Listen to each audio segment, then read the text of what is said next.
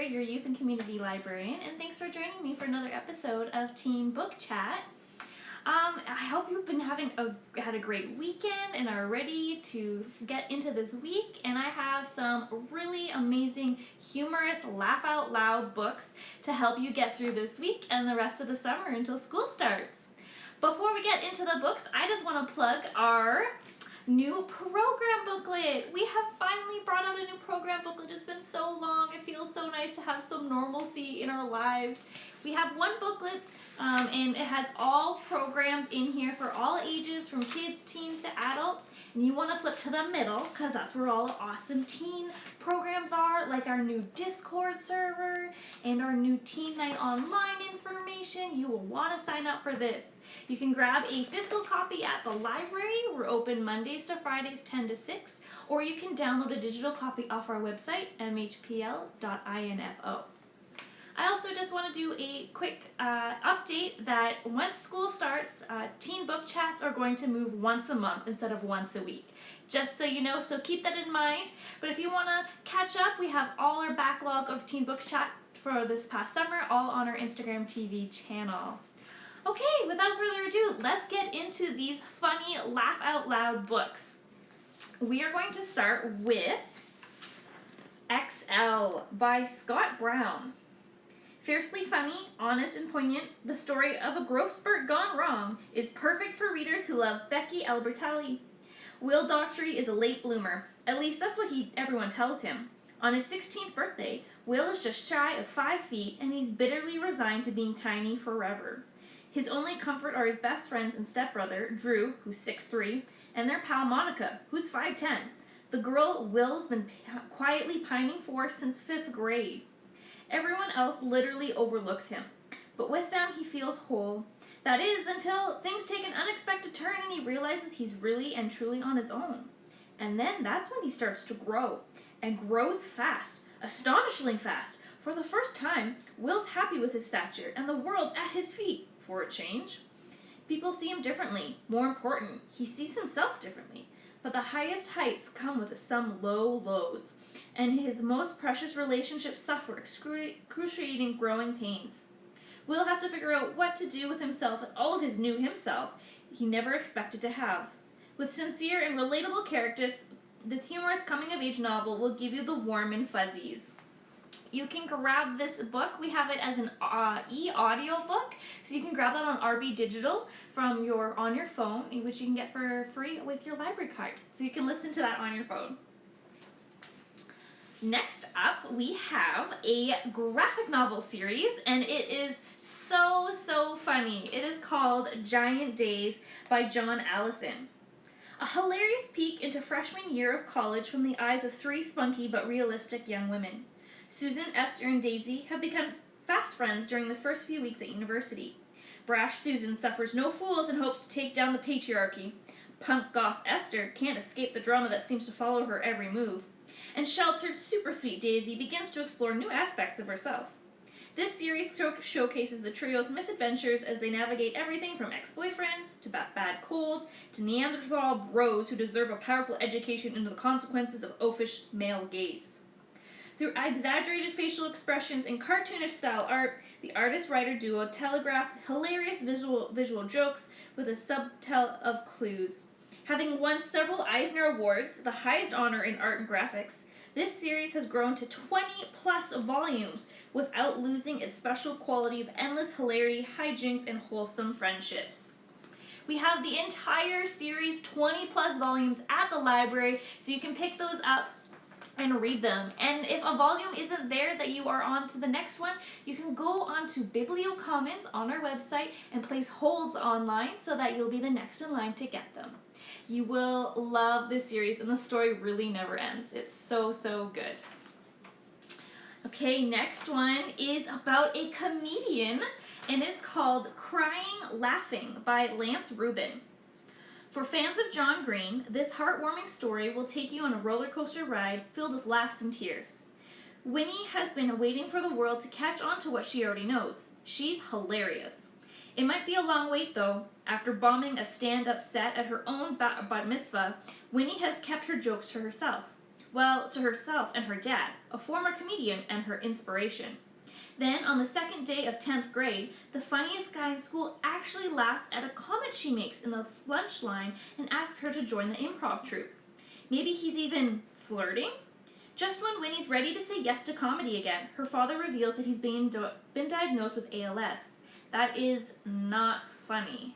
Her dad's still making jokes though, which makes things feel a little bit better. And Winnie's prepared to be his straight man if that's what he wants, but is it what she needs? Caught up in a spiral of especially bad dates, bad news, and bad performances, Winnie's struggling to see the humor in it all. But finding a way to laugh is exactly what will see her through. As I said, this book will have you laughing and crying with Winnie. It is such a heartwarming story. It's really relatable too if you've ever experienced someone close to you getting sick. So this book is at the library, so you can go ahead and pick that up and take it home with you. The next one is for all my foodies out there, and it is called The Way You Make Me Feel by Maureen Gu. If you need a break from angst-filled books, this light-hearted story filled with foodie inspo will be quite satisfying. Life is a joke for prank-loving prickly Clara, who is Korean-Brazilian-American. She is a blast with her friends, wistfully follows her social media influencer mother's exploits on Instagram, and keeps realness at arm's length. When one of her pranks lands her in real trouble, her hip dad tightens the reins, assigning her to work summer in his sweltering food truck alongside her overachiever arch-enemy Rose. As the girls find a way to work together and eventually form a friendship, Clara meets Hamlet, a cute boy whose earnestness pains her and makes her heart flutter. She warms up to the idea of actually caring about things. With tons of character development and just a touch of romance, this short read will be over before you know it. We have this in the library for physical pickup, or we have the e-audiobook on RB Digital, so you can listen to that on your phone. It is so cute, and if you've ever wondered what it's like to work in a food truck, this is a really good book to pick up. Maureen Gu has a ton of amazing, diverse own voices novels. They're all contemporary and a little bit of romance, so if you love this book, definitely check out her other ones as well. Oh, this next one I'm so excited for. It is brand new. It just came out this year, and it is an LGBT novel, and it is called Camp by L.C. Rosen. From the author of Jack of Hearts and Other Parts comes a fun and witty queer love story that also unearths biases and internalized prejudices within the LGBTQ+ community. Randy has spent summer after spectacular summer at Camp Outland, a camp for queer kids where he gets to be his most extravagant self. It's been perfect, except for one thing. Randy's year-long crush on Hudson, a super masculine camper who famously only dates other masculine guys. Randy is convinced that this will be the summer he lands the guy of his dreams. He spent the whole year turning himself into the guy of Hudson's dreams. To make it happen, he's buffed up, cut his hair, and changed his name to Dell. It means no more camp musical, no more unicorn nail polish, and no more wild outfits. Randy, Dell, knows it's all worth it for love. But is this really love if Hudson doesn't know who he truly is? This is such a cute story, guys. You have to read it, and it's so funny. There's so many hilarious camp pranks and jokes, and at the center of it all, there's this heartwarming story about being true to yourself. You need to pick this up. We have copies available at the library to pick up. You'll want to add that to your TBR right away. This next one, we're kind of moving from the contemporary world to a little bit more of the speculative fiction and a little bit of fantasy with this kind of next few books. So this one is a very interesting concept. It is called The Manic Pixie Dream Boy Improvement Project by Lena AppleHans. This one is for those who love satire with a touch of the metaphysical. Riley, one of the few manic pixie dream boys residing in Trope Town, a place filled with familiar literary devices, situations, and characters, and his job is to appear as a character in various authors' books, though now he's telling readers his own story, as he dreams of going off-script to have adventures he creates himself. Because of his non-conforming behavior, Riley is sent to a behavioral therapy for deviating from the expected quirky fun he is supposed to bring to a novel. There he meets Zelda, the other whimsical manic pixie dream girl, who has been sent to therapy to learn to embrace their trope. As a group, they would like to be taken seriously, but since the Trope Town Council has decided their type is problematic, they may be retired. With only a few days to avert their demise, they work hard to show the council how charming, creative, and vibrant they are. This unique metafictional story asks if tropes can live authentic lives, if they are doomed to live out other people's stories, or if they can steer their own path. Such an interesting concept. So the book is about book characters and tropes. It blows my mind trying to think of it, but it is so funny. And if you have read John Green books, you definitely are aware of the manic pixie dream girl trope. So it kind of flips its head because the main character is a manic pixie dream boy. Anyways, you have to read it. You'll be laughing. It is so funny. You grab this book. We have it available at the library for pickup. Okay, we are on our second to last book, and again, kind of in the metaphysical area, a little bit of fantasy, sci-fi, and this one also just came out this year, like in January, I think. It's called Layover by Gabby Noon. Fans of the TV series The Good Place, strap in, you're in for a ride. Sarcastic 17-year-old Bee's glass-half-empty views have made everyone in her life an enemy, save for her little sister Emmy, her best friend. When Bee is killed in a head-on collision after a terrible fight with Emmy, Bee is dismayed to discover she is trapped in a layover for mostly good people who are harboring secrets, fatal mistakes, and or emotional hang-ups. Folks in this purgatory must work out by exploring their past memories what is keeping their soul from the self-realization and ascension. Bee, assigned to atone via the Memory Experience Department, must help 5,000 souls to heaven before moving on herself. When she's paired to help with Caleb, the cute boy who caused both their deaths, she plots to hold him back. But between Caleb and her new roommate Jenna, Bee comes to learn that maybe not everyone is an enemy. With fresh and funny characters, a rich romance, and a whimsical setting, this debut novel is all about personal redemption and what it means to be alive.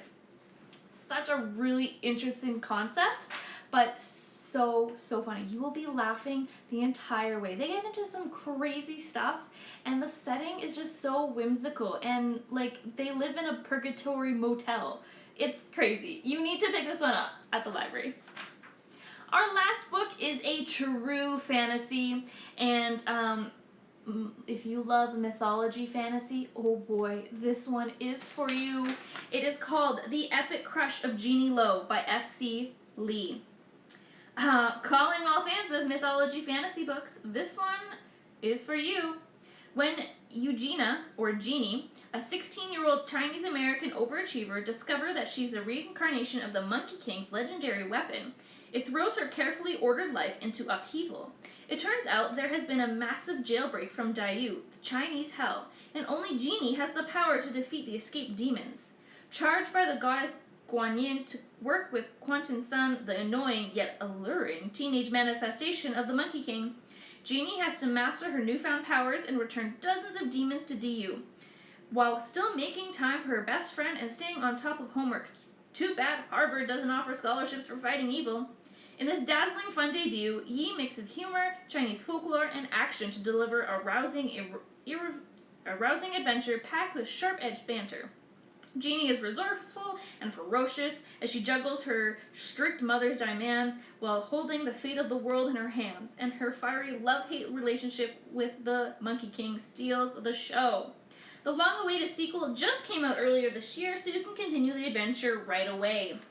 You definitely want to pick up this series, especially if you love Percy Jackson. Like, you just need to read this. If you're looking, you just need to read this. It's so funny and so good. The mythology is so great, and it's an own voices novel, so that's also a huge added bonus. You can pick up this book as well as a sequel at the library, as well as we have them on RB Digital as e-audiobooks, so you can listen to those on your phone. Well, friends, that's all I have for you today. I hope one of these books will cheer you up or make you laugh, because right now we all just need a really good laugh and a reason to smile. So until next time, friends, I will see you later, and please stay safe. Just a reminder, we're wrapping up our weekly teen book chats and moving to once a month starting in September. So we have one more for August, and then we'll move once a month in September. Make sure you pick up your program booklet so you're up to date with all our new teen programs happening in September and October. All right, friends. Bye.